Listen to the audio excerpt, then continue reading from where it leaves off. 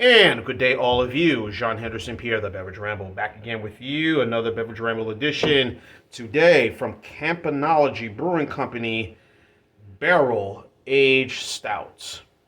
Aged 12 months. Aged in charred oak barrels. A black ale. Or is it an Imperial Stout? When I say that. Brewed with highly roasted malts with notes of chocolate, toffee, and bourbon vanilla. So, yeah, we're about to have a good time, people. 11% ABV. Really, this came out, I think, last month. Of course, Campanology has some agreement with Trader Joe's since it's most of all of their beers are sold there. From what I've guessed, from my vantage point. There are two. There was the Crackling Clapper Barley Wine, which I think might be coming out again this year, or 2023, I should say.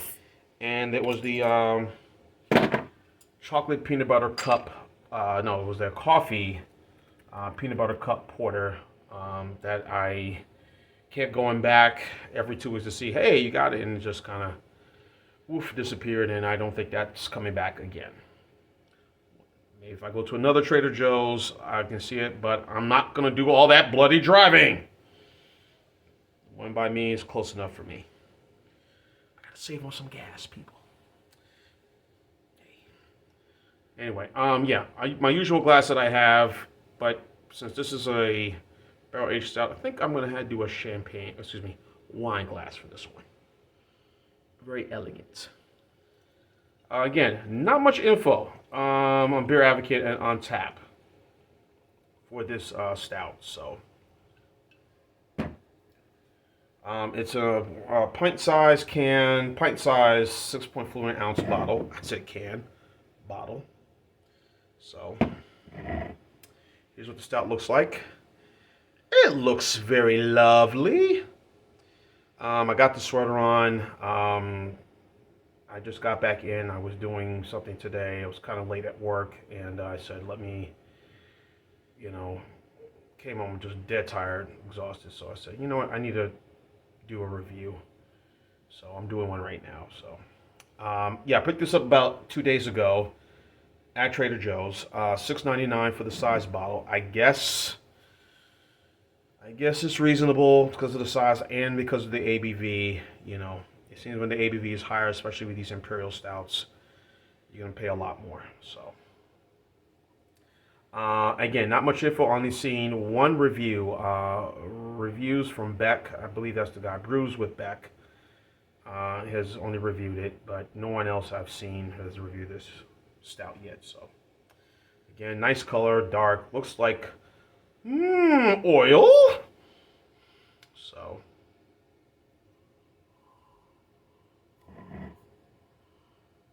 Definitely the whip of that bourbon right at the nose.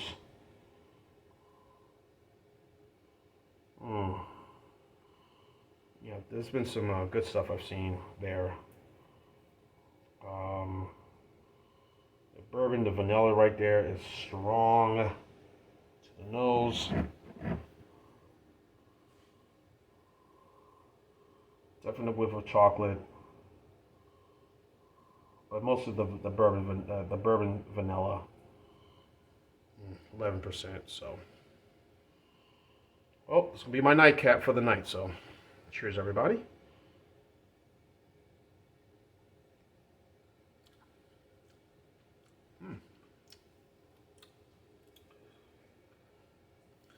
Yeah, it was a very chilly day today. I mean, most of the people who've gotten their weather has been most of the Northeast now.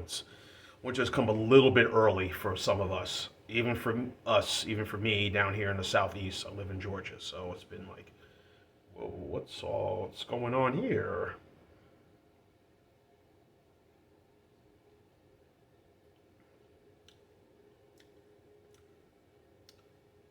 Chocolate, definitely. I'm getting a hint of that bourbon vanilla.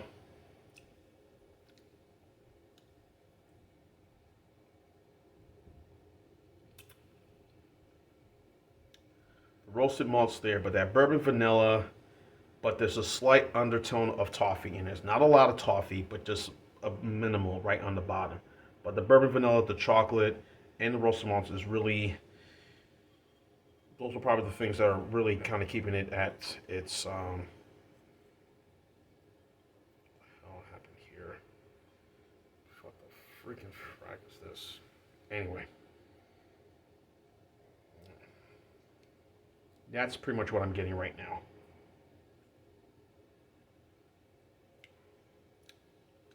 It's going out smooth. Again, as you all know, my reviews. When I take out a stout in the refrigerator and I put it in the on the counter, let it warm up so I can get the fullness of it, 30 to 45 minutes. So, yeah, I'm feeling it right now. Quite lovely.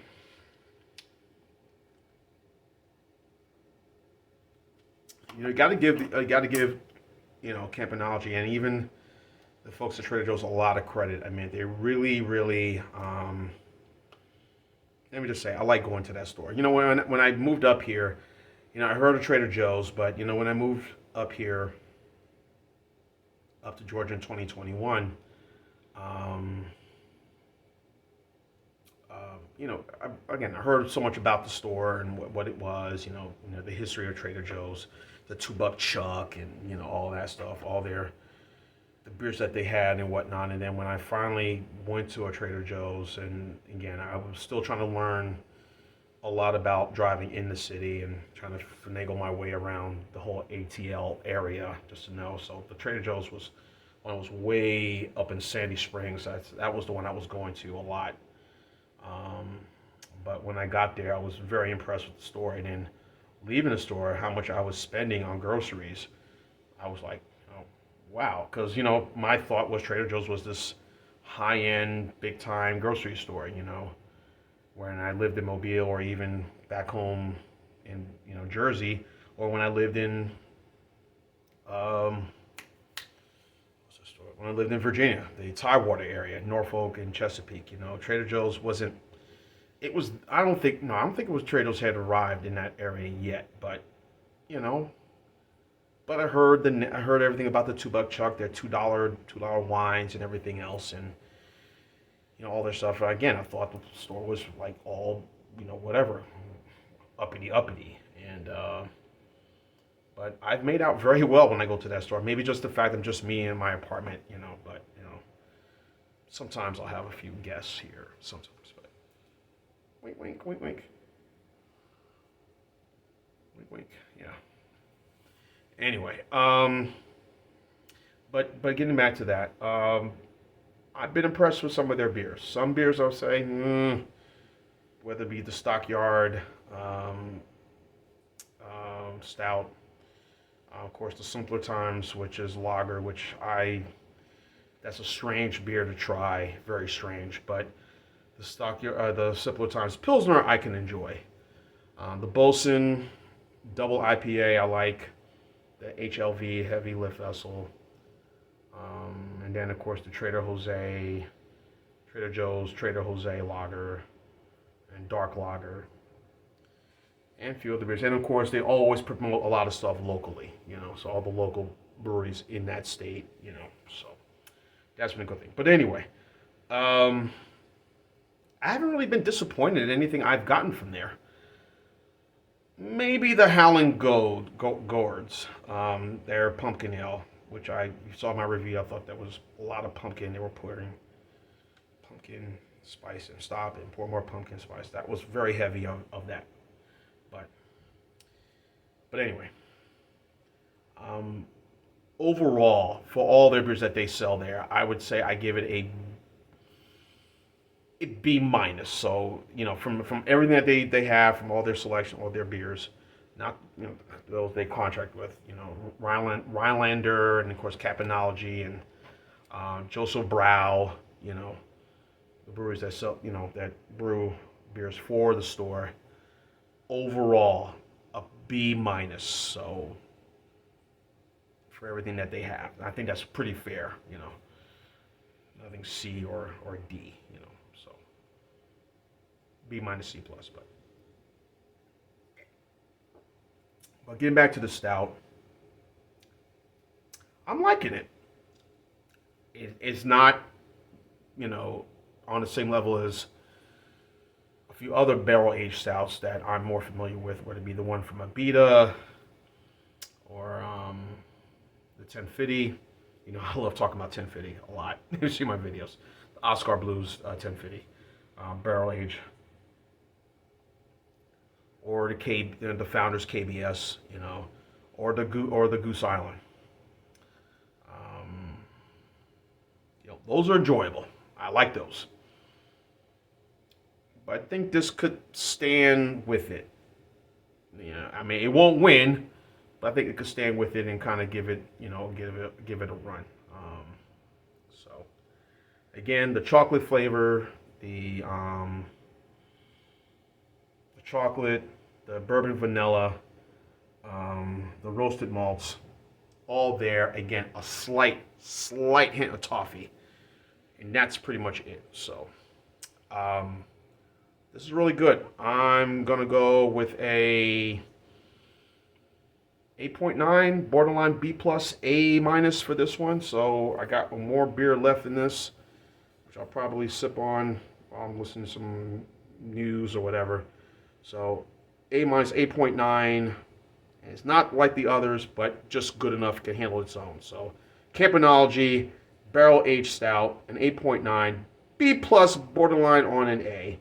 Check it out. You may like. At Trader Joe's.